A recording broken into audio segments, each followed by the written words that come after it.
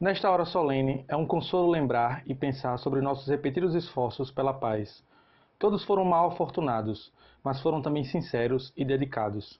Isso é de grande valor moral no momento, e não só valor moral, como valor prático, porque a sincera cooperação de milhões de homens e mulheres, cuja camaradagem e irmandade são indispensáveis, é o único alicerce sobre o qual as experiências e atribulações da guerra moderna podem ser enfrentadas e superadas. Apenas esta convicção moral permite o ânimo sempre novo que restabelece a força e a energia do povo em dias negros, longos e difíceis. Lá fora, as tempestades de guerra podem soprar e as terras podem ser fustigadas com a fúria das ventanias, mas há paz em nossos corações nesta manhã de domingo. Nossas mãos podem estar em ação, mas a nossa consciência está em paz. Não devemos subestimar a gravidade da tarefa ou a temeridade da experiência que temos pela frente, para a qual não devemos nos ver em desvantagem.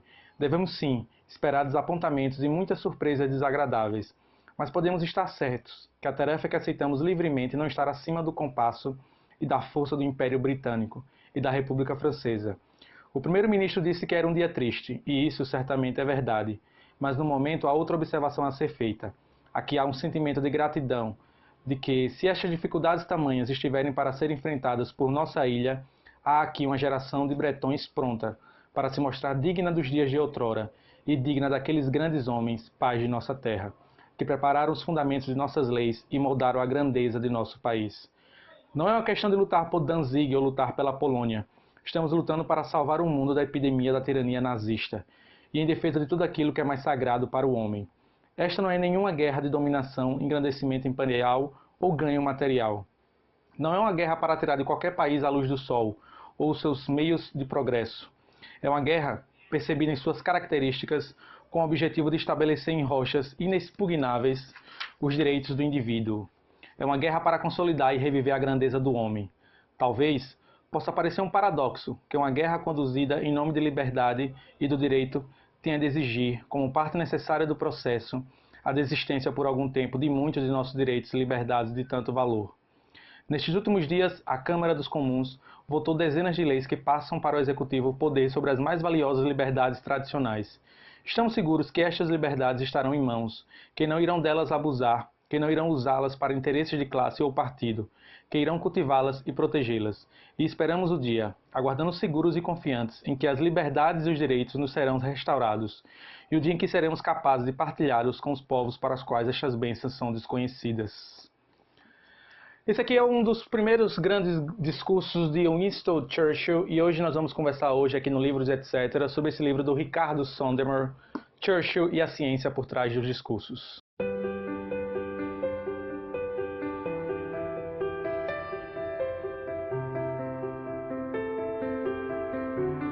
Olá, sejam todos bem-vindos ao Livros e Etc.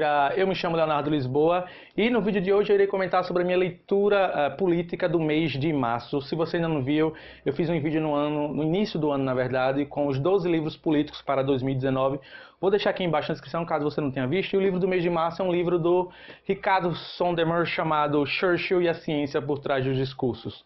Como palavras se transformam em armas.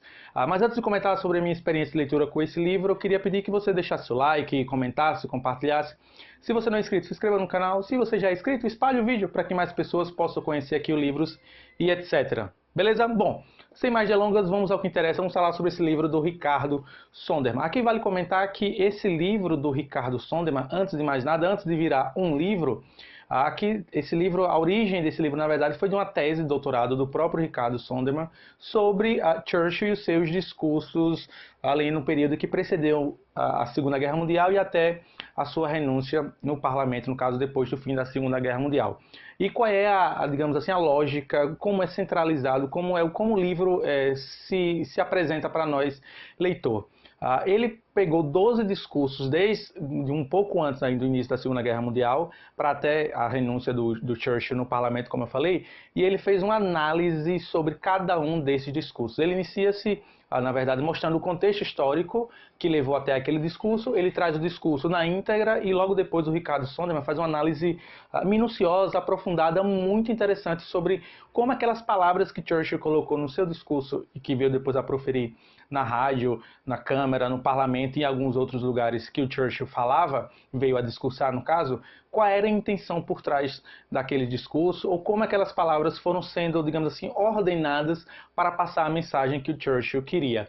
O início do livro, lá para suas 80 até 100 páginas, o Sondermann faz um trabalho muito interessante em mostrar o poder das palavras, o poder que está presente em um discurso dos políticos em geral, mas mais ainda na figura do Winston Churchill. Você vê logo no início, nas primeiras páginas, que o Ricardo Sondermann é um fã incondicional dessa grande figura do século XX, porque de fato, poucos homens tiveram uma envergadura moral, uma envergadura ética, uma envergadura a favor das liberdades, como o primeiro-ministro britânico durante a Segunda Guerra Mundial, o Winston Churchill. E certamente o Ricardo Sondermann, você percebe quando você vai lendo esse livro aqui dele, que ele é de fato um fã incondicional da figura do Winston Churchill. Eu acho que na verdade, e aqui eu deixo claro minha opinião, todo mundo deveria ser fã desse cara, dessa figura política, porque o Winston Churchill certamente foi um bastião no meio ali, numa época na verdade, onde se lutar pela liberdade era praticamente pôr a sua vida em risco.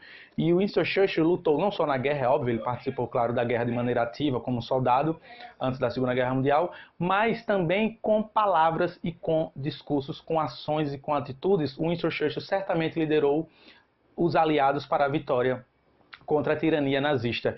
E engraçado não seria a palavra, mas é curioso e é notório perceber como as palavras do Winston Churchill, e o próprio Ricardo Sondermann faz esse alerta, ele avisa aqui no livro dele, que foram sim, não somente, claro, mas os discursos de Winston Churchill, junto, claro, com a própria sociedade britânica, com os cidadãos britânicos, com os soldados britânicos, com a Força Aérea Britânica, com todos os cidadãos, entre aspas, comuns da ilha britânica, foram responsáveis por lutar contra a tirania nazista. E todos eles são praticamente unânimes em dizer que, certamente, se Winston Churchill não tivesse feito o que fez, se não tivesse usado as palavras, se não tivesse feito discursos memoráveis, talvez o destino do mundo como nós conhecemos hoje seria diferente. Porque é notório perceber como os discursos do Churchill incentivaram e levaram várias pessoas ao fronte de batalha, ao campo de batalha, ou apenas a sair da sua residência, do seu conforto e lutar por uma Inglaterra livre e, consequentemente, por um mundo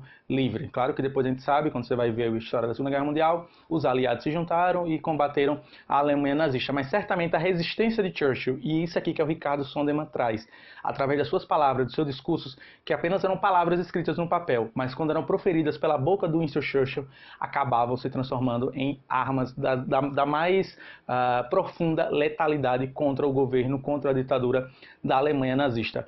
Uma curiosidade aqui, só para quem não sabe, o Churchill ele já avisava sobre esse perigo da Alemanha, no caso, se filiar ao Partido Nazista, ou, na verdade, do surgimento de uma tirania nazista, muito antes. Na verdade, assim que o Hitler venceu as eleições como chanceler, o Churchill já alertava que o Hitler era um cara perigoso para se tomar cuidado. E ele nunca pensou, na verdade, em querer fazer parceria com a Alemanha nazista. Ele dizia que não deveria, de forma alguma, unir dois povos tão distintos. Ele acreditava que a Inglaterra seria, e até certo ponto foi, o último bastião de liberdade da Europa. E durante muito tempo, o único país que não havia sido dominado, no caso pela Alemanha nazista, o único país rival que não havia sido dominado pela Alemanha nazista foi a Inglaterra, foi a ilha britânica, né? E o Ricardo Sondermann faz um trabalho fantástico. É um livro que eu recomendo. Temão já recomendo a todas as pessoas que gostam, principalmente desse jogo de palavras, dessa habilidade que algumas pessoas têm em transformar palavras em muito mais do que palavras. Palavra, discurso. E o próprio Ricardo Sondermann é um estudioso da linguística, um estudioso dessa área da retórica, da discussão, da persuasão. E ele apresenta aqui nesse livro esses 12 discursos históricos do Winston Churchill e também traz as suas, digamos assim, as suas consequências para o cenário da Segunda Guerra Mundial. No final do livro, o Ricardo Sondermann, depois de apresentar esses 12 discursos, ele traz, na verdade, alguns textos, alguns artigos sobre a importância do Winston Churchill para a sociedade contemporânea. Ele comenta, por exemplo, como Winston Churchill, um único cara, teve uma envergadura moral, uma envergadura ética de se colocar, de se prontificar a lutar a favor da liberdade contra o governo, contra a ditadura da Alemanha nazista. No final ele brinca como seria o Winston Churchill se ele tivesse a rede social do Twitter e como ele seria polêmico ainda assim, porque de fato o Winston Churchill não era apenas um bom orador e um bom escritor, digamos assim, de discursos memoráveis, mas também ele era um cara, um bufão,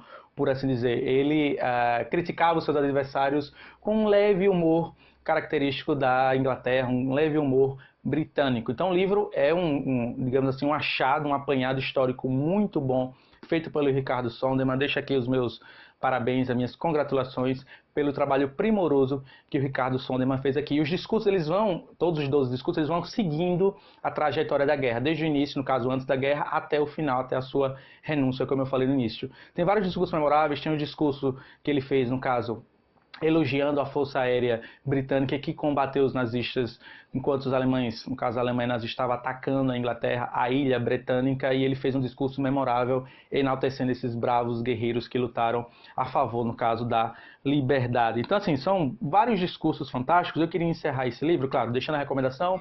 Vou deixar aqui embaixo na descrição para quem quiser comprar. Vou deixar também aqui embaixo na descrição o último filme, o filme mais recente sobre o Winston Churchill. Se não me engano, em português ficou O Destino de uma Nação. Vou deixar aqui embaixo no trailer. Se você não assistiu, recomendo, porque ali você tem um pequeno recorte desse momento histórico do Winston Churchill e de como a sua verve literária. E é curioso comentar também outra coisa.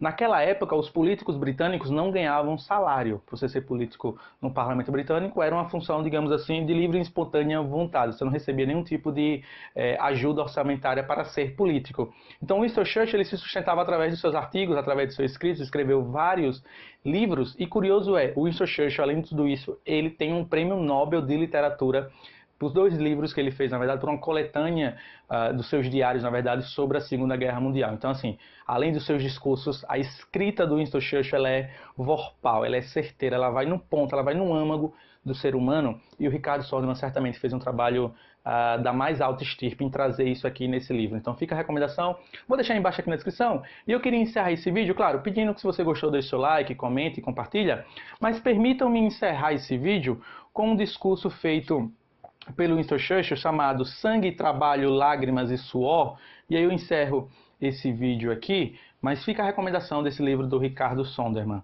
Aqui, esse discurso foi quando o Winston Churchill foi convidado pelo ministro, no caso, o ministro que antecedeu ele, pelo Chamberlain, para fazer parte, para, na verdade, passar na verdade, o poder de primeiro-ministro. O Chamberlain renunciou e ele falou, a única pessoa que pode comandar a Inglaterra, a única pessoa que pode ser aceita pelos 2 partidos na época, no caso. Você tem até 3 partidos, mas você tem o Partido Liberal, o Partido Conservador e o Partido Trabalhista. O único nome bem visto no meio desses 3 partidos é o Winston Churchill. Ele foi chamado, nessa época, depois de ter passado quase 10 anos no ostracismo, para comandar a Inglaterra contra a ditadura nazista. Esse discurso ele fez assim que ele recebeu o título de primeiro-ministro. Permitam-me ler um dos seus discursos mais memoráveis, chamado Sangue, Trabalho e Suor. E ele fez, claro, para enaltecer a sociedade, para convocar os cidadãos britânicos a lutarem contra a ditadura nazista. Permitam-me ler esse pedaço e eu encerro por aqui esse vídeo do Livros e etc.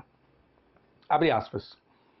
Formar um governo desta escala e complexidade é em si mesmo uma tarefa séria, mas devemos lembrar que estamos no estágio preliminar de uma das mais duras batalhas da história, que estamos em ação em muitos outros na Noruega e na Holanda, que devemos nos preparar no Mediterrâneo, que a batalha aérea é contínua e que muitas providências, tais como as que foram indicadas pelo meu honrado representante e amigo das fileiras de baixo, têm de ser tomadas aqui. Em meio a esta crise, espero ser perdoado se não me dirijo à casa com detalhes do dia de hoje. Espero que qualquer um de meus amigos e colegas, ou antigos colegas, influenciados pela reestruturação política, levem em conta e desconsiderem qualquer falta de cerimônia que tenha sido necessária para agirmos. Eu diria a casa, como disse aqueles que se juntaram a este governo, nada tenho a oferecer, exceto sangue, trabalho, lágrimas e suor. Temos diante de nós um desafio dos mais graves. Temos diante de nós muitos, muitos e longos meses de luta e sofrimento. Vocês perguntam, qual é o nosso plano de ação? Posso dizer, é travar a guerra pelo mar, pela terra e pelo ar, com todo o nosso poder e com toda a força que Deus nos possa dar. Travar a guerra contra uma monstruosa tirania jamais suplantada nos registros sombrios e lamentáveis do crime humano. Esse é o nosso plano de ação. Vocês perguntam, qual é o nosso objetivo? Posso responder em uma palavra, é a vitória. A vitória a todo custo. A vitória a despeito de todo o terror. A vitória mesmo que a estrada seja longa e penosa, pois sem vitória não há sobrevivência. Que isto seja entendido, sem vitória não há sobrevivência para o Império Britânico. Não há sobrevivência para tudo aquilo que o Império Britânico tem representado. Não há sobrevivência para os ímpetos e para os estímulos daquelas épocas em que a humanidade se move para a frente, em direção aos seus objetivos. Assumo minha tarefa com ânimo e esperança.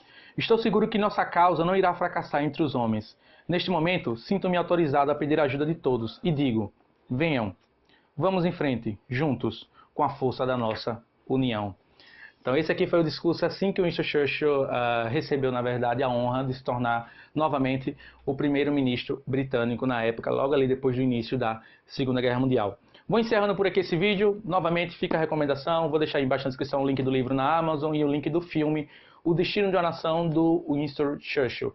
Todos deveriam conhecer um pouquinho, na verdade, um relance, um pedaço desse grande homem do século XX, que certamente, se hoje nós temos um pouquinho de liberdade, se hoje nós podemos falar o que quisermos, o que pensamos, certamente devemos a nossa liberdade de expressão a esse grande homem, Winston Churchill. E aqui o Ricardo Soderman traz um pequeno pedaço desse grande homem, um dos maiores homens do século XX, inclusive segundo a própria revista Times. O mundo não seria o mesmo se o Winston Churchill não tivesse passado por ele. Por esse vídeo é só, vou agradecendo a sua atenção, muito obrigado por acompanhar, divulga, compartilha, espalhe a palavra para que mais pessoas possam conhecer aqui o livro, etc. Nos vemos na próxima semana, se Deus assim nos permitir. Até a próxima, tchau, tchau!